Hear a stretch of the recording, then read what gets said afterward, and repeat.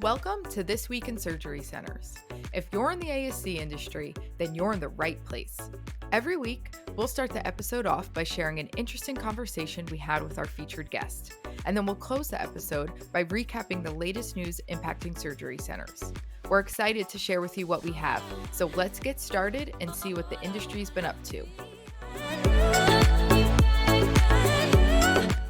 Hi, everyone. Here's what you can expect on today's episode.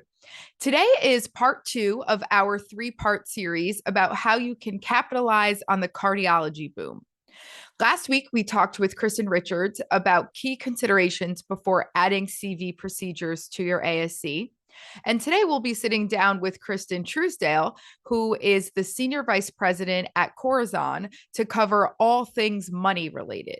So we'll get into what expenses you'll encounter, how to negotiate with payors, and just general strategies ASCs can leverage to maximize reimbursement on those CV procedures. In our news recap, we'll cover Rapper Fat Joe on Capitol Hill, trends that are exciting ASC owners right now, the power shift in ASC ownership, and of course, the new segment with a positive story about a groundbreaking device called Popsy that was recently developed by a nurse. Hope everyone enjoys the episode, and here's what's going on this week in surgery centers. Kristen, welcome to the show. Thank you. Thank you for having me. So, Kristen, excited to talk to you today about cardio and the cardio boom we're seeing in the ASC space. Can you give us a little bit of your background, specifically your experience with cardio? Sure. So my name is Kristin Truesdell. I'm a Senior Vice President at Corazon. Just a little bit about Corazon. It's a national leader in strategic program development for cardiacs mainly, but we also do vascular, neuro, spine, and orthopedics and surgical service lines. And whenever I say that, our team of subject matter experts has worked with all types of not only surgery centers, but also hospitals and practices across the country. And so our firm is a little bit unique in the sense that we offer any type of organization that total program solution with planning, implementation, recruitment, and accreditation services. In my background, actually come from finance. So I am the numbers geek. I'm going to talk about a lot of the financials around cardiac and an ASC. Fantastic. Okay. And for listeners or industry participants that are interested or thinking about adding cardio as a specialty line to an existing ASC, what are some of the key things that they should be considering as it relates to expense or equipment or additional things they might need for that specialty? Sure. Let's go high level at that. There's several different avenues that a center can come to adding cardiac to an ASC, but let's talk about existing ASCs that are out there today. So that means like a physical location exists already. So Right. this is likely the least expensive avenue to offer cardiac. Because I say that because there may or may not be facility construction required to build the cath lab. And so regardless of whether that's an OBL to an ASC conversion, a de novo ASC, or even an existing ASC, we need to make sure that the cath lab itself in the ASC center meets the facility standards. And I say that because it's not small space. You have a cath lab that's 600 square feet, the control room, which is about 100 square feet, holding bays. For every one lab, you probably need 4 to 5 holding bays, the support space, clean, dirty utility, restrooms, all that support area. So it's not uncommon for a surgery center to look at around, give or take, 3,000 square feet. And so that expense, certainly nowadays with inflation and the cost per square foot, it can be quite significant of the several millions of dollars of investment on the facility side, depending on your region of the country. And that's just facility. So, but on the equipment side, certainly adding cardiac equipment is where any type of ASC needs to invest. And that's likely going to cost around $1 million to $1.8 million for a single cath lab, and all the other stuff like the holding bays, the additional support space. But I say that in caution because there are several equipment vendors that exist that have ASC packages. You can use any kind of price negotiations that you want, maybe through a health systems GPO, but you can also negotiate and take a look at different options to buy new or to buy refurbished equipment, Sure. which is just as good as the new. But if to give you a ballpark, if you're looking around new equipment, it's around $2 to $2.5 million. So tack that onto facility, it could be several millions of dollars of investment costs So as part of that. So this is a significant investment on Sure. and I want to go back to the facility side in a second, but on the equipment side, when thinking about key pieces of equipment, some of the bigger Mhm. ticket items, what fall into that bucket of driving some of the main expense line items? Oh, yeah. The single largest driver of that expense is the imaging equipment. That alone can cost to upwards of $1 million. Okay. Yeah. Got it. So that's the big one. Oh, yeah. And then going back to the facilities side with the cath lab requirement and what comes along with that, significant need for space, right? So for your Mhm. clients that are looking at adding cardiac as a specialty, are they typically looking at expanding an existing facility and doing a construction project along with that? Yeah, that's actually a great question. The calls that we've gotten and the projects that we've worked on recently have either been an existing ASC that actually is with peripheral vascular in it or pacemakers, and they want to start adding the heart stuff to it, Mm-hmm. or it's an OBL or an office-based lab that does peripheral vascular cases. And in order to do the cardiac side, PCI, more in the heart stents, can only be approved in the ambulatory surgery center. So if they want to get into cardiac, they're going to have to convert that OBL space to an ASC licensed center. So in the OBL scenarios, which we're seeing a lot of too, of Mhm. HST, for those conversions, the space is there because Yep. they've built that out. And so the conversions are largely then driven by regulatory and reimbursement.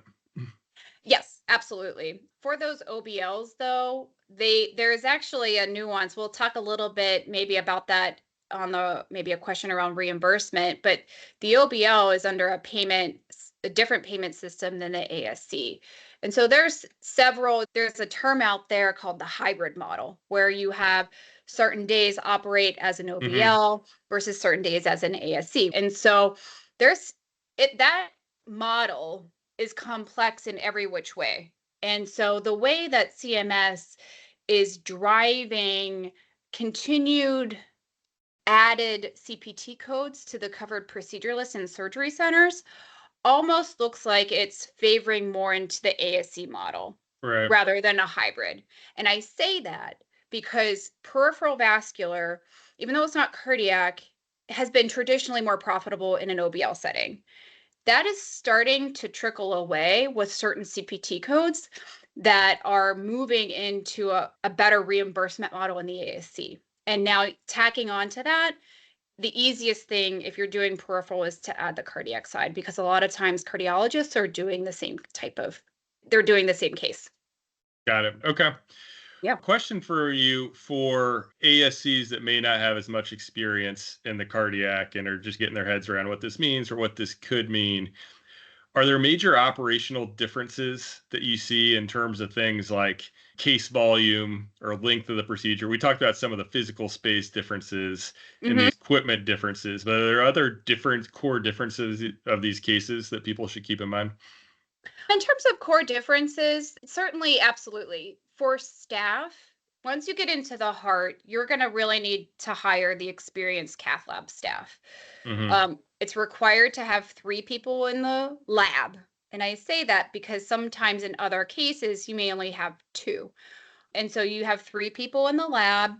And then because they are required to be on monitoring in the holding areas, that nurse to patient ratio to care for those post op is around a 2-to-1 nurse to patient ratio. So not only do your cath lab staff have to be experienced coming into this, it's also the care afterwards. And they're going home same day. So these are low risk heart patients and cardiac patients. But also the physicians comfortable with that staff is key as part of that too. Okay. That's good to know. Yeah. And you touched on before reimbursement rates and billing. And so I wanted to circle back to that. Are there strategies that centers can use to maximize reimbursement rates in the cardiac space? Absolutely. And I can't talk about the maximizing without talking about new codes that were added in 2023 specific to diagnostic and PCI cases, actually diagnostic and pacemaker CPT codes, because in the past, there's added technology that a physician might use on a diagnostic cath case, such as IVUS or FFR. Traditionally, that's just an add-on code that is packaged as a packaged service, meaning it's not separately paid. And so they were eating that cost if they were using that technology. And that technology is there for a very good reason. But in 2023, CMS actually adopted complexity adjustment factors that created globally, not just cardiac related, 50 new C codes. And those C codes are exclusive to the ASC center, meaning it does not get paid in a hospital setting or an OBL setting. And there are several that are cardiac, peripheral vascular, and pacemaker specific. And so whenever I say that, in terms of diagnostic cases, there is a new C code range of C7516 through C7529. And so that means it's a cath plus IVUS or a cath plus FFR. That gives ASC centers $900 extra of reimbursement for these cases. So if you have a cardiologist using them, making sure these codes are coded appropriately gives you that extra bump in reimbursement. Same goes for pacemakers. Actually, pacemakers is one of the top kind of cardiac cases with the most opportunity to maximize that reimbursement, because traditionally in an ASC center, standalone pacemaker codes have declined in reimbursement over the last several years. But pacemakers got these new C codes, and it provides an additional $3,300 in payment for a total of around $10,100 for, actually higher than that, $10,800 in an ASC center for a pacemaker using these C codes. And this is the first time I've seen that this is a cardiac case where it's more reimbursement per case exists in a surgery center than it does in a hospital outpatient department. And so it's going to be interesting to see how these, particularly pacemaker devices and implants, start to shift to the surgery center. It's really interesting, isn't it? Yes, it is. But I guess other tips, sorry to cut you off, I think other tips around just maximizing reimbursement. Cardiac in nature is a very complex coding environment, particularly if the center is also offering peripheral vascular. And so a lot of times ASCs outsource coding. And so you want to make sure that your company is adhering to benchmarks and quality assurance metrics. So a good benchmark for ASCs to monitor with their outsourced coding company is a clean claim benchmark of greater than 95%. And then the other one is maximizing reimbursement is around payer negotiations. If you can renegotiate, take a look at it. These types of cardiac cases are traditionally heavily Medicare, around 60%. And so you want to make sure that you're getting the best rate possible with those third-party payers. Got it. And giving, it sounds like there's some nuance here in the billing and coding side of this, or some things that are new. For your customers, are you seeing more lean towards outsourcing the billing side of this, because it can be more complex to do internally? Oh, yes, absolutely. Yeah, that makes sense. Yep. And what about on the payor side? What are some Mhm. considerations for negotiating with payors? Yeah, actually, you could probably do a whole podcast about payer negotiations, but I think a couple tips whenever you do go to negotiate with payers because you're adding new cardiac cases is start 9 to 12 months out before you plan to start day one of the cardiac cases. And once you start that negotiation process, make sure you have your hands on the physician data, specifically any of those codes that are high device intense procedures. And so, another kind of tip there as well is if you're still going through the negotiation process, maybe with your top third party payer, it's okay to delay your go live date because try not to start cases until your contracts are negotiated because you'll lose leverage to lower costs and prove that you can lower costs rather than the vice versa of the payer now viewing it as an increase in spend. And so focus on any kind of savings because a lot of these cases are coming from the hospital setting, is that you can focus on reducing costs because they're coming out of the hospital outpatient department and focusing on those cost savings. Yeah. Okay. So I wanted to switch gears just a little bit and put on the lens of a de novo Hmm. and groups looking to build de novo facilities in the cardiac space. You mentioned the differences. We talked about the differences before around Hmm. space for the build out and equipment and cost. Are there other differences in a cardio de novo that folks should keep in mind? I certainly, it's not a light decision for any organization to start a de novo. As I mentioned before, it's a lot of money, but I think as it starts gaining more traction, on the flip side, I the reimbursement is also higher a lot for these cases as well. And so whenever organizations are looking to add cardiac, they can't focus on the top line. They got to focus on the what's the profit margin or the contribution margin to start these, Yeah. and how long is it going to take to pay back and start returning a profit on my investment. Yeah. And and more cardiac ASCs are popping up around the country. And it's the numbers are small relative to the total ASCs that exist in the country, but it's increasing tenfold every year. And that's probably going to continue just given the shift to the outpatient setting of care. But there's so many factors that whenever you're starting a de novo, the cookie cutter answer just won't hack it, quite honestly, because you take a look at volume. Of course, you want to fill that lab up as much as you can. Volume's the main driver for revenue. Funding source, right? So that depends on, is it 100% physician-owned equity model and they're putting up their own money to start this de novo versus possibly a joint venture with the docs and the hospital? So there's a lot of upfront discussions around that investment and how long it's going to take to pay that off. Yeah. And I'm curious on that upfront investment and time it takes to pay off.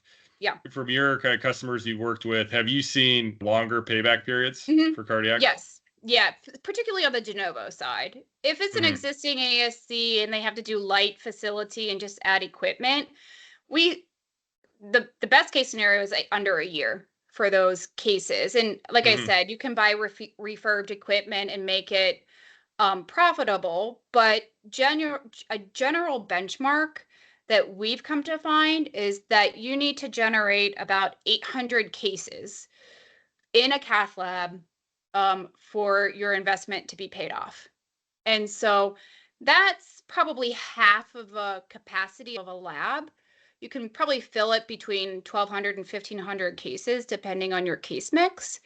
Yeah. But as organizations and as surgery centers or as your ASC administrators, you got to know some of these financial benchmarks and taking it look at it on a monthly basis, such as profit margin. Standard benchmarks is around 25% for profit margin and about 30% for contribution margin. And if you aren't hitting those monthly, It's going to be hard. It's just going to take longer to pay back. Yeah. I love that benchmark or a rule of thumb around 800 cases is something to think about to recoup your costs. So that can be, it seems like that can be a quick way to get your head around, okay, yes, how long would this potentially take me? Yeah, because that's actually one thing that I probably don't have enough time to talk about is that volume piece and what's the potential to reach that 800 or reach the 1,000 or whatever it is. And organizations really have to do their homework, do a strong deep dive analysis into the cardiologist's data. And you're drilling down to the CPT code, the payer code, high risk versus low risk. And then just getting their general opinions about whether they just buy into doing these cases in a surgery center. Because one of those, again, the more volume you can do, the quicker you can turn a profit. Yeah. They're fun scenarios to think through because they're still relatively new. So I'm sure lots to learn every time you work on a new one. And that is very true. There is never one that is the same. Yeah.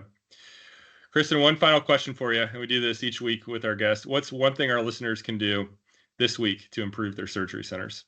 Going back to the payer negotiations, with that, I would say you never get a better chance than your first contract. So make it a good one. Do your due diligence. If it takes you an extra 2 months to get that great contract, it's well worth it in the long run. And then lastly, regardless of existing ASC, OBL conversion, or a de novo, organizations have to make sure that they have enough working capital to sustain some initial losses that organizations will see in the beginning months. So that's it. Fantastic. Thanks for joining us today. All right. Thank you. As always, it has been a busy week in healthcare, so let's jump right in. Rapper Fat Joe is back at it again. So in May of 2023, we covered a story about how Fat Joe went down to Capitol Hill to advocate for price transparency. A few weeks ago, he showed up again, this time stating that millions of people are being robbed by hospitals and insurance executives. In a public service announcement by Power to the Patients, he emphasized the need for officials in Washington, D.C. to act. In 2021, an executive order by then President Trump required hospitals to publicize service prices. President Biden later reinforced this with another order. However, a 2023 report by patient rights advocates found most hospitals are not complying. So speaking to NPR's Morning Edition, Fat Joe called for laws that mandate healthcare providers to display these prices, believing it would foster competition and ultimately lower costs. He supports a bipartisan bill proposed by Senator Mike Braun and Bernie Sanders and urges President Biden to engage more actively in this issue. As patients continue to struggle with rising costs and lack of access to affordable care, it's great to see someone using their platform to raise awareness about such an important issue. Obviously, the more voices, the better. And if you're familiar with HST, you know that price transparency is something that is incredibly important to us. Not only is it in the patient's best interest, but it's also in the provider's best interest too. It helps to build so much trust within your community, with the patients, their families, and actually ultimately gets you paid faster. And we believe in this so much that we also have a great solution that lots of ASCs use to make sure that they're being fully transparent with their costs. So anyway, we will keep an eye on this story for sure as it develops. And you can be certain that if Fat Joe is back on Capitol Hill, I will be talking about it again. But we just hope to see continued progress in the fight for healthcare price transparency in the very near future. In our second story, Becker's ASC did a roundup of 3 trends that are exciting ASC leaders right now. April Aud is the administrator of Black River Ambulatory Surgery Center in Missouri. And she said that she's most excited for all of the new procedures that are allowed to be performed in an ASC. She shared, "It is no secret that ASCs are beneficial to patients and the communities that they serve. Obviously, there will always be a need for inpatient surgery, but why not focusing on opening up some of the inpatient operating room space by sending those cases that can be done in an ASC to an ASC? She said, typically there's a much lower cost to the patient, faster turnaround time, and often better outcomes. Matt Kramer, who is the administrator of Northern Arizona Healthcare, shared a very similar sentiment, but from a bit of a different angle. He said that he's most excited for additional procedures to be removed from the CMS inpatient prospective payment system, leading to, of course, an expansion of services that can be offered to the community in an outpatient setting. He elaborated by sharing, partnering with our product vendors and third-party payors to create case and outcome-specific contract carve-outs allows us to provide services that may otherwise be directed to the hospital setting. And lastly, Jerry Tillinger, CEO of US Digestive Health, said, "We are most excited about the continued inflow of 45 to 49-year-old patients for screening colonoscopies and the continued value that they're receiving from GI Genius AI-assisted colonoscopies. Decreasing colorectal cancer cases in our community is one of our most important missions," he said, "and we are screening more and more of these younger patients and achieving phenomenal detection rate improvements." He didn't say this part, but I'm assuming those improvements are from the GI Genius AI piece of it. So overall, no huge surprise that all three ASC leaders are excited about the migration of more and more procedures and procedure types, but nice to hear from a few of them. Okay, third story.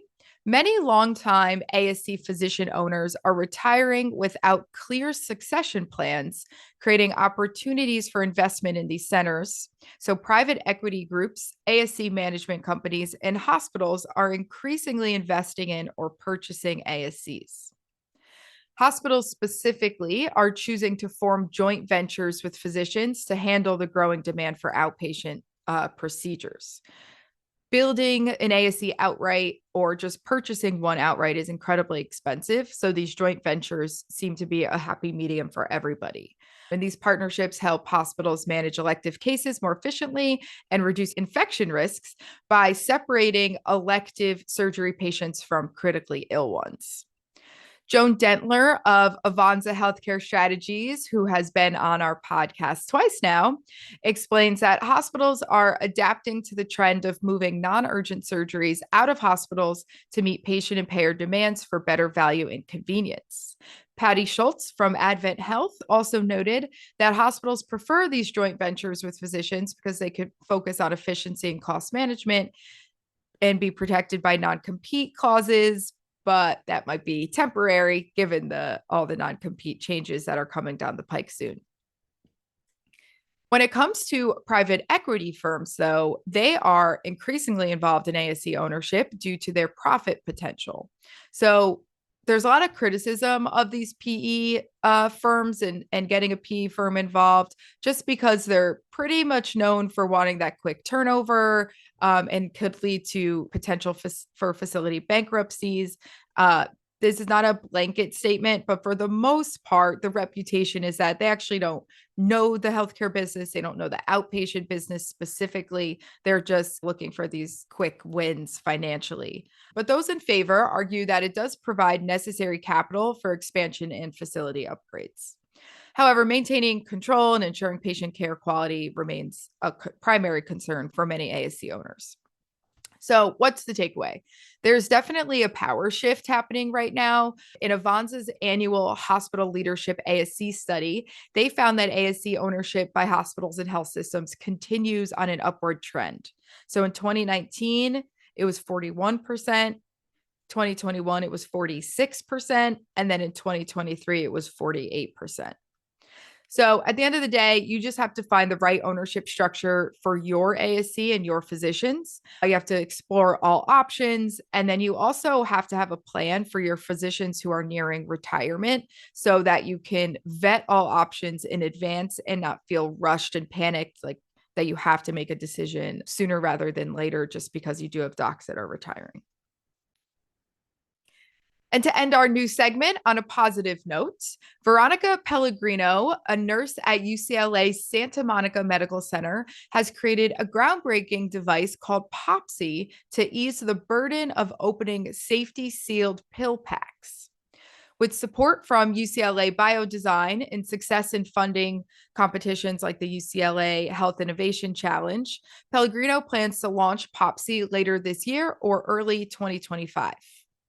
So she was inspired by her own struggles with the labor-intensive task of unwrapping pills, which often leads to issues such as nail damage, arthritis, and carpal tunnel. Popsy promises to be 85% faster and more effective than traditional methods, significantly reducing the risk of injuries for nurses. And a survey of over 500 UCLA health nurses showed that 93% are interested in using Popsy. And Pellegrino believes that on a national scale, Popsy could save millions of hours annually for hospital nurses. And the device could also be beneficial for seniors and individuals with hand function issues. Pellegrino is currently optimizing Popsy's production and preparing for its market debut. And that officially wraps up this week's podcast. Thank you, as always, for spending a few minutes of your week with us. Make sure to subscribe or leave a review on whichever platform you're listening from. I hope you have a great day, and we will see you again next week.